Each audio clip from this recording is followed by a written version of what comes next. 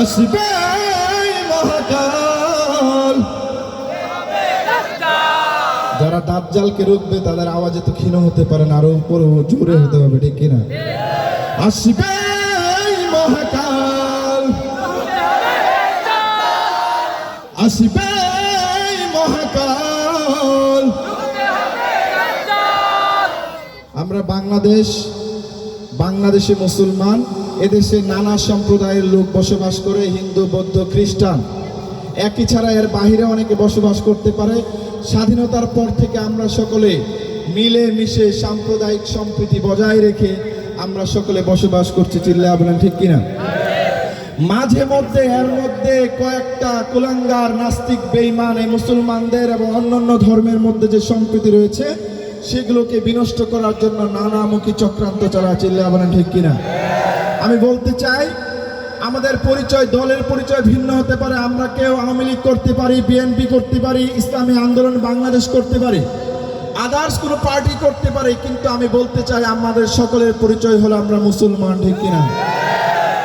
আমার রাসূলের বিরুদ্ধে, কোরআনের বিরুদ্ধে, আল্লাহর বিরুদ্ধে, ইসলামের বিরুদ্ধে কেউ যদি কটূক্তি করে, দলের পরিচয় ভুলে গিয়ে আমরা মানব না। তখন আমি পীর সাহেব চরমনায়ের অনুসারী, আমরা মানব না আমি বঙ্গবন্ধুর অনুসারী, আমি বলবো না আমি জিয়াউর রহমানের অনুসারী। ইসলামের বিরুদ্ধে কেউ কটূক্তি করলে সবার আগে ঐক্যবদ্ধভাবে তাদের বিরুদ্ধে ঝাঁপিয়ে পড়বো, একইভাবে তাদেরকে দেশ থেকে তাড়াতে বাধ্য করবো, ঠিক কিনা? কারণ আমরা হলো মুসলমান, বীরের জাতি মুসলমান। তাদেরকে হুঁশিয়ার করে দিতে চাই, যাদেরকে আমাদেরকে মুসলমানদেরকে নিয়ে কটূক্তি করে। এই বাংলাদেশের মুসলমানরা 3 বেলা না খেয়ে থাকতে পারে, কিন্তু ইসলামকে কখনো ভুলতে পারে না, ঠিক কিনা? তারা দরিদ্র হতে পারে, কখনো রাসূলের ভালোবাসার কাছে তারা রাসূলের ভালোবাসাকে তারা ক্ষুদ্র মনে করে না, চিল্লায়া বলেন ঠিক কিনা? সেই নাস্তিকদেরকে হুঁশিয়ার করে একটু গাইতে চাই, নাস্তিকতা নিপাত যাক, দিন ইসলাম জিন্দাবাদ, ঠিক আছে? নাস্তিকতা নিপাত যাক, দিন ইসলাম জিন্দাবাদ, নাস্তিকতা নিপাত যাক, দিন ইসলাম জিন্দাবাদ, কোটি প্রাণের একই আওয়াজ। একটু আরেকটা কথা বলতে চাই, আজকের আয়োজনের অন্যতম একজন আয়োজক ভাই ছিলেন, যিনি এই প্রোগ্রামকে নানাভাবে হেল্প করেছেন, হাফেজ রবিউল ইসলাম ভাই। গতকাল এই প্রোগ্রামের প্রচারণা চালাতে গিয়ে উনি মারাত্মকভাবে আহত হয়েছেন।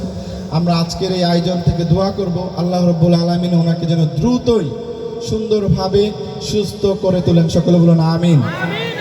একইভাবে যারা এই আয়োজনগুলো করতে গিয়ে নানাভাবে হয়রানির শিকার হয়, নানাভাবে ক্ষতিগ্রস্ত হয়, আল্লাহ রাব্বুল আলামিন তাদেরকে পরকালে অবশ্যই বড় জাযা দান করবেন, ঠিক কিনা?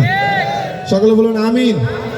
নাস্তিকতা নিপাত যাক, দিন ইসলাম জিন্দাবাদ, নাস্তিকতা নিপাত যাক, দিন ইসলাম জিন্দাবাদ, কোটি প্রাণের একই আওয়াজ।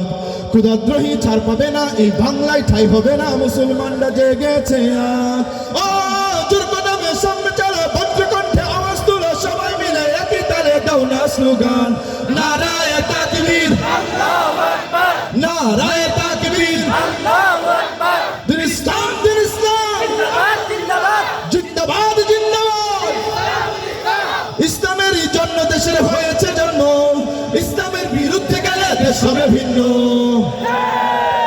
এখানে একটু বলতে চাই, বাংলাদেশের স্বাধীনতার 49 বছরে এরকম একটা ইতিহাস দেখাতে পারবেন কোন আলেম বা যারা ধর্মকে পালন করে প্র্যাকটিসিং মুসলিম কারো মাধ্যমে হিন্দুদের মন্দিরে আঘাত হয়েছে?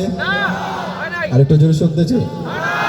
একইভাবে কেউ দেখাতে পারবেন স্বাধীনতার 49 বছরে আলেম কেউ কারো মাধ্যমে হিন্দুদের নয় খ্রিস্টানদের গির্জায় আঘাত করা হয়েছে?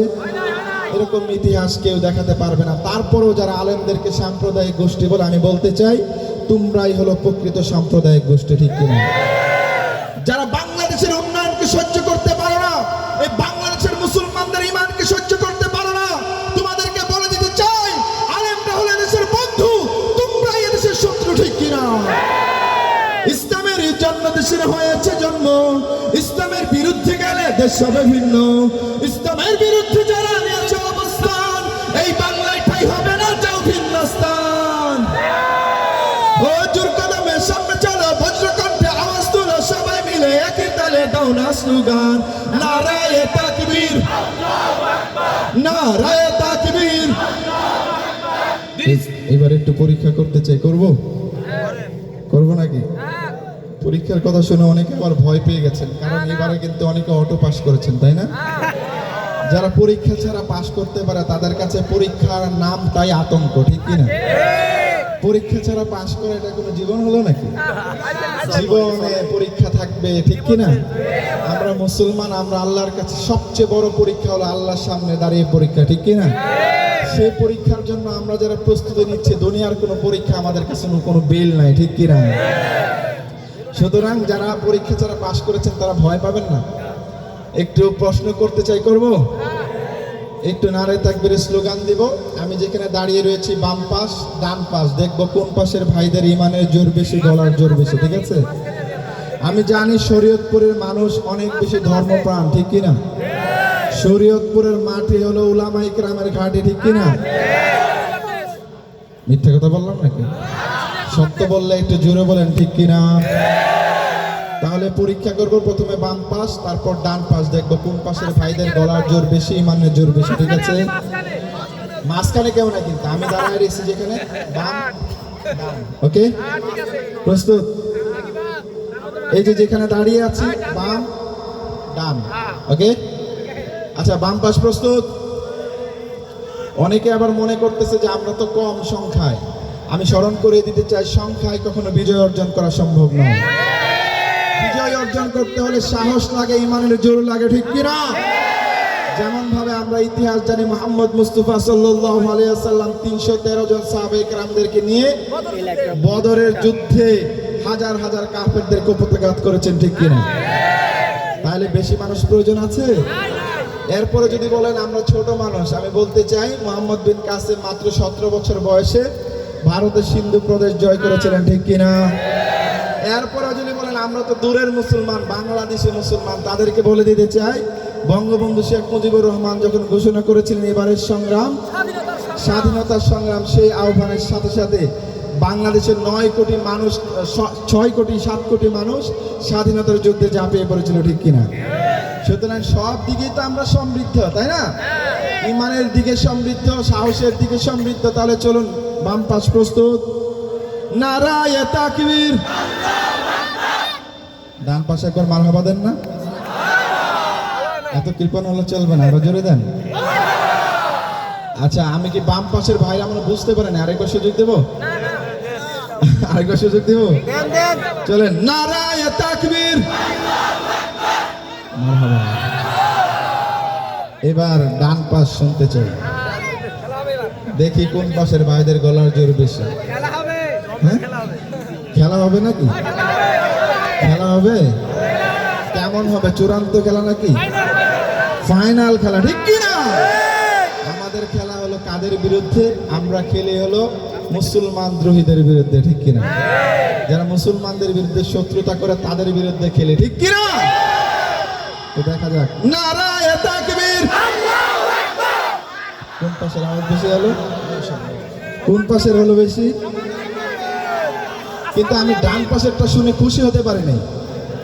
আরেকবার সুযোগ দেব, ডান পাশ আরেকবার। নারায়ে তাকবীর। এবার সবাই একসাথে, নারায়ে তাকবীর। দিন ইসলাম, দিন ইসলাম, জিন্দাবাদ, জিন্দাবাদ। আপনাদের আওয়াজ শুনে মনে হয়েছে আপনাদের এই নারায়ে তাকবীরের স্লোগানে এই এলাকায় যদি নাস্তিক, বেঈমান, খোদাদ্রোহী থেকে থাকে তাহলে ভয়ে পালাতে বাধ্য হবে, ঠিক কিনা? একইভাবে বলতে চাই, এই শরীয়তপুরের মাটি হলো উলামা ইকরামের ঘাঁটি, ঠিক কিনা? যে এলাকার মুসলমানরা উলামা ইকরামের কথা শুনে সে এলাকার মুসলমানরা হলো বীরের জাত, ঠিক কিনা? নারায়ে তাকবীর।